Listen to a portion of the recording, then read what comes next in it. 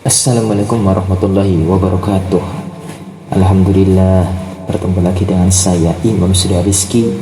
Semoga channel ini bisa memberikan kita semua banyak manfaat. Allahumma amin. Marilah kita melanjutkan kisah yang kemarin, masih tentang Abu Hafsin, ya, dimana ia mencintai seorang wanita, namun sayangnya cintanya itu bertepuk sebelah tangan, ya. Setelah ia diberi jimat oleh sang dukun untuk menaklukkan hati wanita itu, dan ternyata jimat itu sama sekali tidak berfungsi, ya. Ia tidak diterima cintanya oleh wanita yang ia cintai.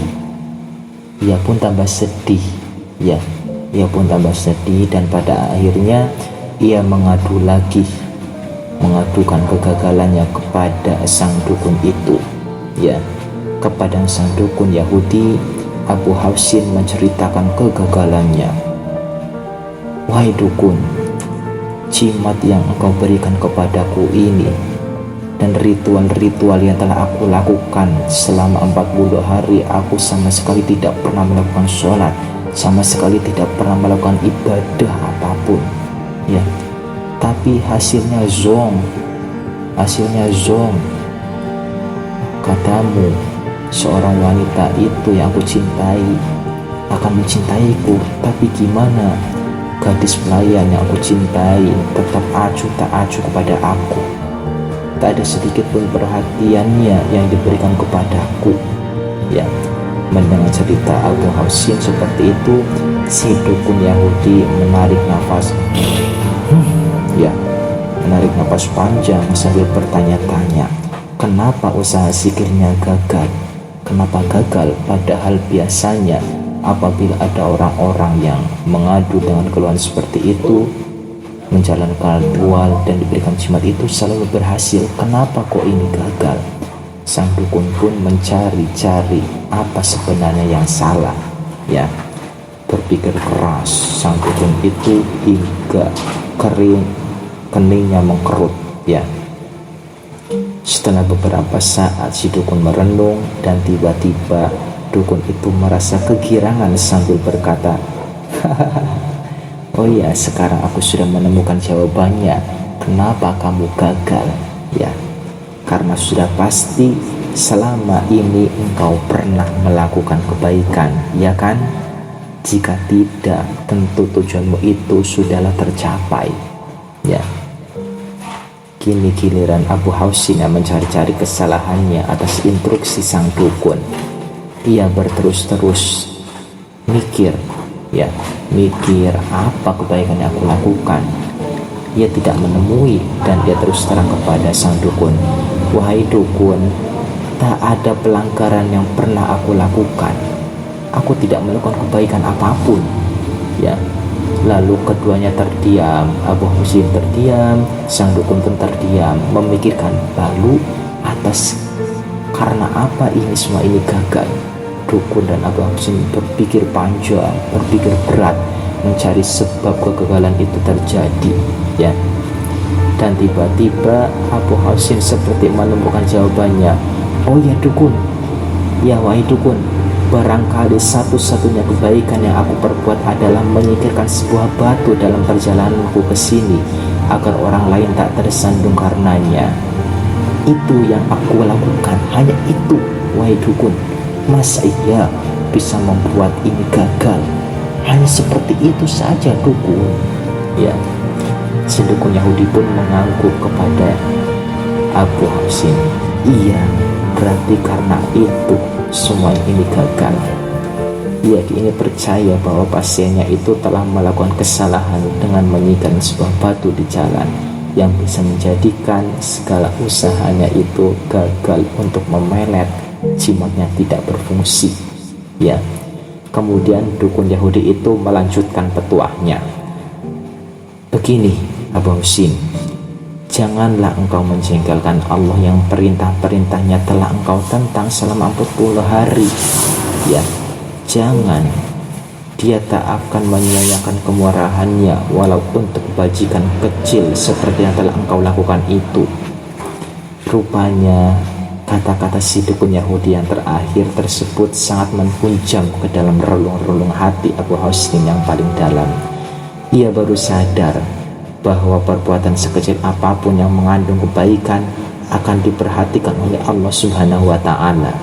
Dan akhirnya perkataan si dukun tadi malah menyadarkan hati Abu Husnin bahwa Allah tidak akan menyanyiakan kemurahannya walau hanya melakukan kebajikan sekecil apapun. Api kebenaran pun bergelora di dalam dada Abu Husnin. Sejak itu ia berjanji akan melaksanakan perintah-perintahnya dan menjauhi larangan-larangannya. Ya, akhirnya dengan semangat dan kebangkitan baru, Abu Husnin segera meninggalkan rumah si dukun Yahudi itu. Ia sudah tak lagi tergoda terhadap wanita pelayan yang cantik rupawan.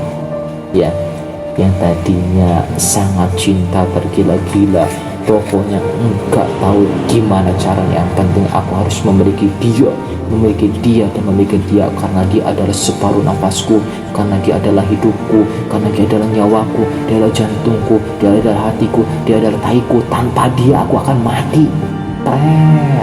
Ya, itu adalah ungkapan-ungkapan cinta penuh dusta. Nyatanya ia tidak seperti itu, ya. Dan akhirnya Abu Husnin ini malah sadar. Kata-kata terakhir daripada sang dukun itu membuat dia sadar, ya, karena hidayah itu memang tidak bisa disangka-sangka datangnya dari mana, ya, dan bisa saja datang tanpa perlu kita undang, dan bisa saja datang tanpa kita sadari. Maka dari itu, selalu responlah, selalu pekalah tentang kode-kode dari Tuhan, ya, peka, dan jangan pernah sia-siakan hidayah yang sudah engkau miliki, karena tidak selamanya manusia akan berada pada petunjuk ilahi. Mintalah doa, mintalah petunjuk supaya ditetapkan keimanan di dalam hati, ya. Untuk yang sudah diberi hidayah, minta ketetapan hidayah itu akan selalu ada, ya, dan yang belum semoga segera Allah berikan, ya. Karena manusia sama sekali tidak ada yang bisa memberikan hidayah, ya. Manusia hanya bisa mengajak, menasihati, ya, tapi yang memberikan hidayah murni hanya Allah saja. Bahkan Rasul juga tidak bisa memberikan hidayah. Ia hanya menyampaikan apa kebenaran itu, ya. Akhirnya Abu Husnin bertaubat dan hatinya malah tidak lagi tergoda kepada wanita itu.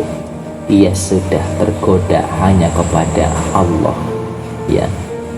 Dan keesokan harinya Abu Husnin benar-benar melakukan pertaubatan secara total kepada Allah. Ia senantiasa memperbaiki setiap pikiran dan tindakannya yang keliru dalam mempersepsi masalah keagamaan, ya.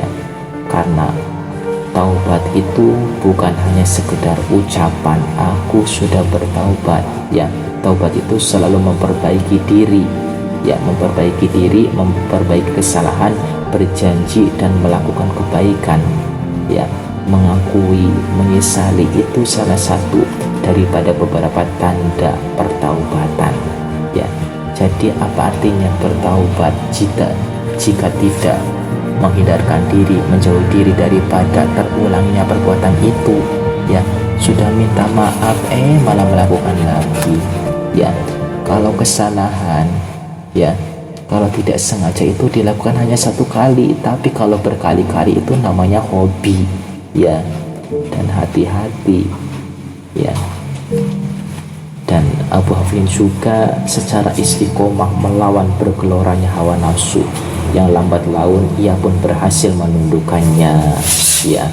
Hawa nafsu yang bergelora lebih kuat, lebih dahsyat daripada gunung Merapi, ya. Abu Husnin istiqomah melawan nafsu, ditekan nafsu, kamu harus tunduk padaku, kamu harus tunduk padaku, kamu harus tunduk padaku. Dan pada akhirnya usahanya ini tidak sia-sia. Ia mampu menundukkan hawa nafsu, ya.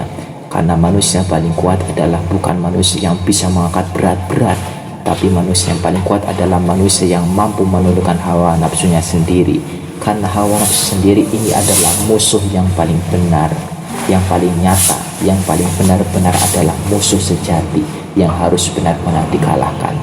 Hawa nafsu tidak akan bisa kau buat mati, kau tidak akan pernah bisa membunuh hawa nafsu, tapi kamu hanya bisa menundukkan hawa nafsu itu. Ya, tundukkanlah hawa nafsu, jangan sampai kamu yang tunduk kepada hawa nafsu. Hawa nafsu harus tunduk padamu, arahkan hawa nafsu itu menjadi sesuatu yang baik, ya, karena tidak selalu hawa nafsu itu buruk, ya.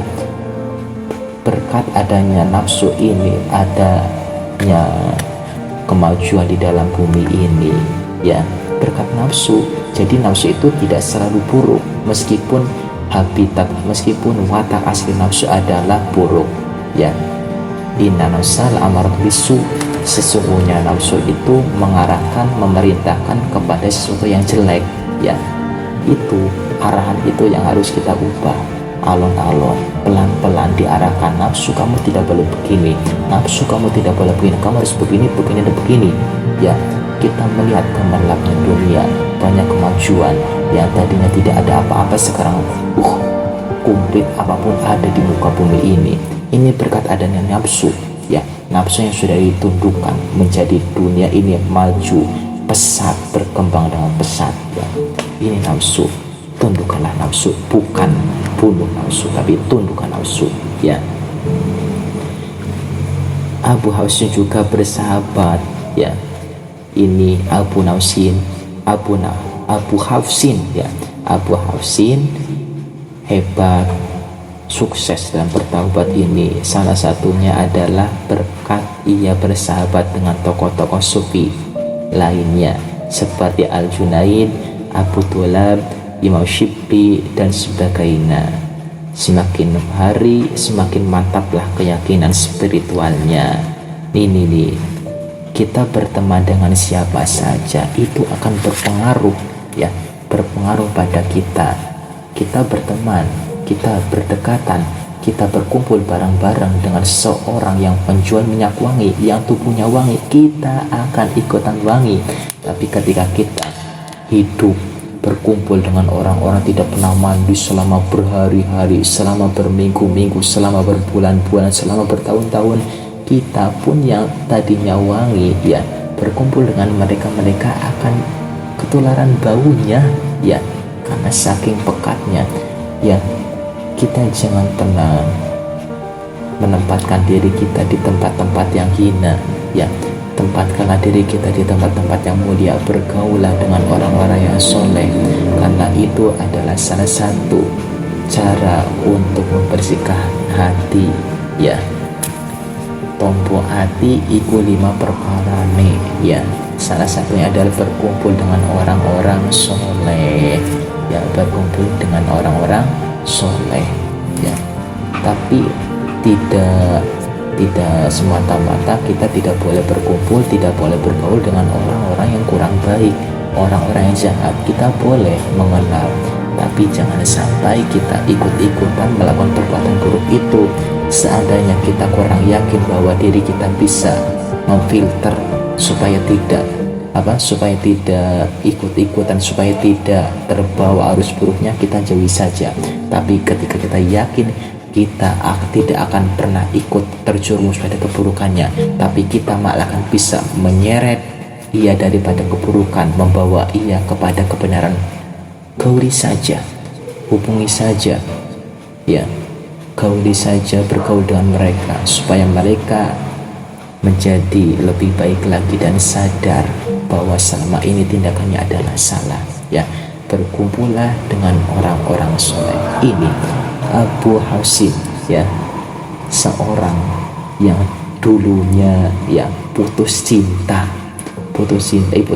malah kandas cintanya sebelum terbalas, ya, mencintai seorang wanita tapi bertepuk sebelah tangan, sakit sekali. Ia pergi ke dukun, ya, dukun itu kan tidak boleh, ya, pergi ke dukun.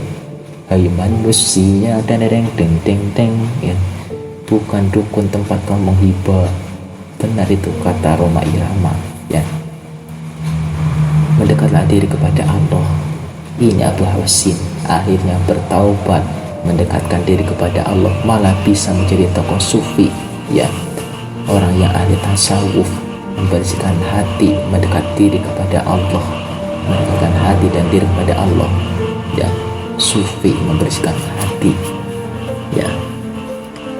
Kita tirulah kebaikan-kebaikan yang ada pada Abu Hasin.